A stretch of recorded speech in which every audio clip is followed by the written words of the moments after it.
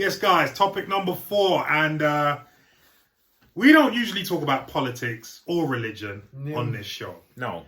Unless it affects the entertainment industry, specifically movies. And this one does. Yes, it does. Does it? Yes. Are you sure? Yes. 100%. 100%. All right. Tell me why. Well, I will. Thanks. You can tell me now. Yes, I'm going to tell you now. Okay, without further ado. Okay, this comes to us via Deadline, and this is about Hollywood's China predicament with the whole balloon shooting thing, spying and all that. Yeah, anyway. I never even heard about it. Yes. The furore over a Chinese spy balloon that flew over US airspace has further chilled DC-Beijing tensions. But the entertainment industry already has been swept up in the heightened atmosphere of American hawkishness.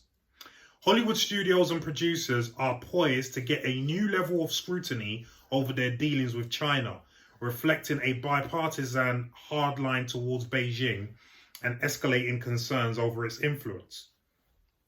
A little publicized provision of a recently passed defense bill restricts the US government from spending funds on movies that, to gain entry into the Chinese marketplace, are altered in the face of Chinese government dictates.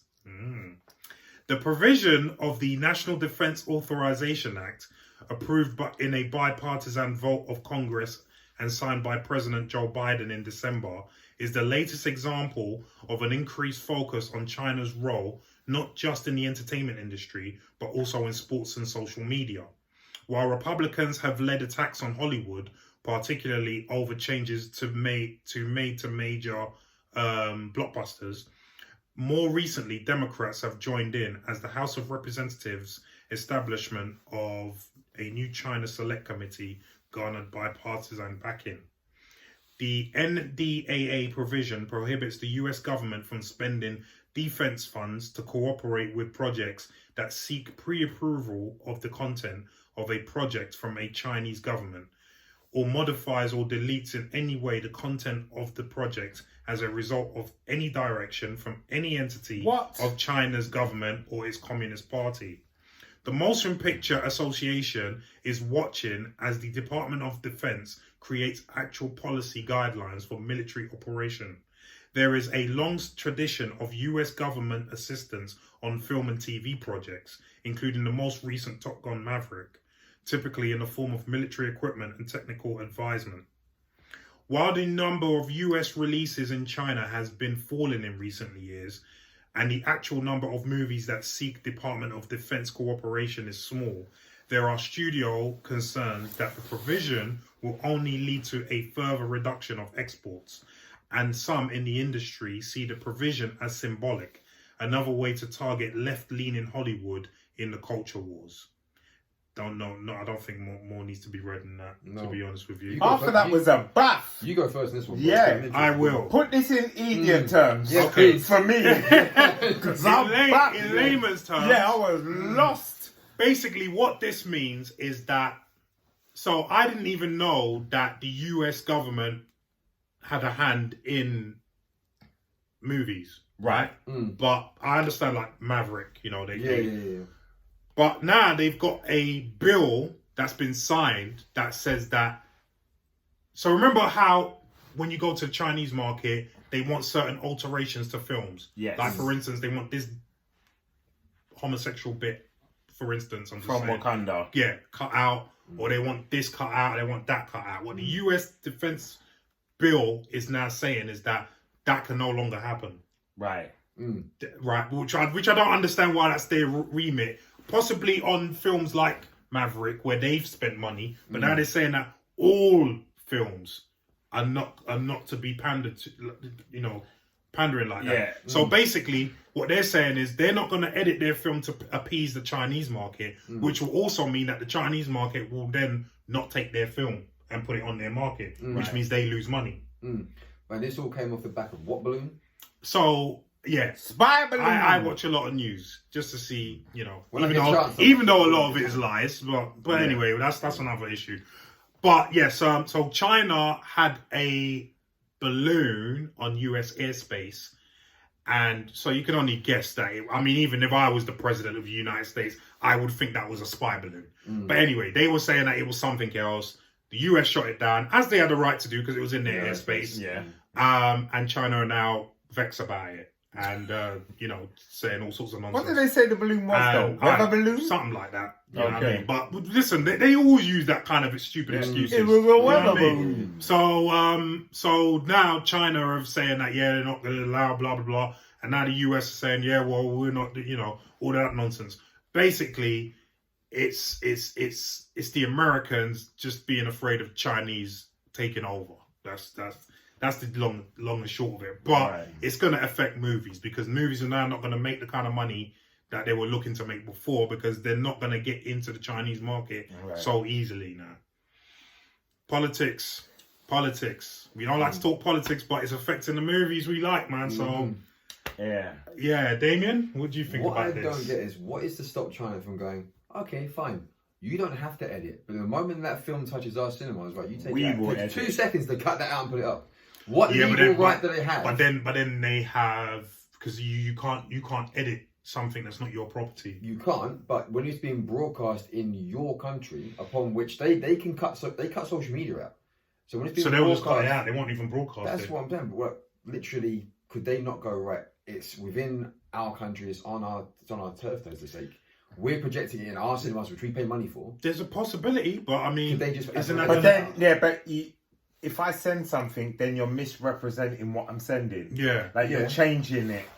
Because then the argument could be, why didn't just China do that in the first place instead of asking them to do this alteration and that alteration? That was more. I think that was more based on, country relations in regards to, well, this is us telling what we are as a country and what we represent. But if we want to buy the material in, and our people still want to see that, and you're not giving us the ability to go, right, you want to edit it before you send it to us, we can edit it ourselves. I don't understand the technicality with that. But I think there's laws. Yeah, there's going to be something. If you're not broadcasting it the way it was intended, you could make your own narrative on a film. How much is too much? How much are you allowed to edit? 2 minutes, 5 minutes, 10 minutes, half the film, all of it. Then it starts. It gets into some next legal behavior. But the thing is, most of the thing that China argues about is literally 2-second shots, the throwaway shots, for the most part. Not to discredit the scenes that are there, but they literally they argue over very, very minuscule things. Yeah. And that's not a difficult thing to remove from the film. And the thing is, unless someone from America is sitting in the Chinese cinema and going, oh, they cut that bit. How are they going to know? How are they going to know? Yeah. So that argument, I just don't see that working. But the second is how far can the military government become involved in filmmaking now going forward? That's a scary thing to actually think about, because I get where they're coming from, where they're saying that if they've provided assistance and whatnot in the film, like Top Gun Maverick, but from what that article was saying, that they're looking to put that blanket exactly. So whether they've had input on the film or not, that's the law. That's scary. That is scary. Do you know what I mean? Because how's that any different from what China do? Do you know what I mean? It's imposing our way. Yeah. So I don't know, man. Well, I think, remember back in the day when we would watch a film that we've watched before, and it's like, they've edited that bit out. They've cut that bit out. They did that all the time. Yeah. Swear words got cut out. Yeah, remember, and we're like, who that? But then they must have had permission to do that. This is what I'm saying. Did they? They must have. They must have. You can't just edit films and just exhibit it. I just remember it happening a lot. You're waiting for a certain bit. Even American TV's I don't on fight scenes, certain sex scenes. Bro, I remember the first time I went to LA and I watched Terminator 2 Terminator. They cut the Hamilton. They cut the sex scene. Yeah. They cut all the swearing. They cut certain even gory bits. I was just like, why am I even watching this film? Yeah. I halfway, I had to just be like, you know what, I'm done. Like, even because Americans' TV's very censored. Yeah. We're talking about the networks. Yeah. Right, NBC and so on and so forth. Which kind of not as censored, but ITV and so on and so forth. But they must have had permission to censor it like that. So that kind of negates the argument, because I'm trying to, I'm like, well, hold on a second, look at what you do with Yeah, broadcast. yeah, very good and that point. negates the argument. So Yeah. I'm just, Again, I find this very scary, man. I just don't know. I don't know. Because I'm all for, if this is your country and this is what you do in it, then let people do what they do in their country. But where does this end? So so they say, okay, you can't edit this film because this country is saying so and so. Who's then to say if they have really, as they're starting to now, have really friendly relationships with like Saudi Arabia, for instance, and Saudi Arabia wants certain things edited, and they say, yeah, well, we want Saudi to be partners with us on this and selling us oil, so you gotta edit this. Yeah. Do you see where it can go? And it's I don't know, man. It's a scary kind of. Listen, I'll just be like, here's my film. Play it to your people how you want to play it to, because this is how it is. I don't care. Yeah, well. Pay me. I want my money. I want my China market. Take out what you want. That's a big market. Take out what you want. They get more money from China than they get from us. Because the Chinese know that it's been taken out anyway. They're not silly. No, do you know, Campy, do you know how many films they actually buy in a year in China? How many? About 30 something. There are 300 something films were made last year, like ones cinema released. Only something like 30 of them they bought in. So less than 10% of films that got made, China actually went, will have those. Right. There you go. And then you're talking about cutting out possibly another 20 to 30% minimum. Minimum.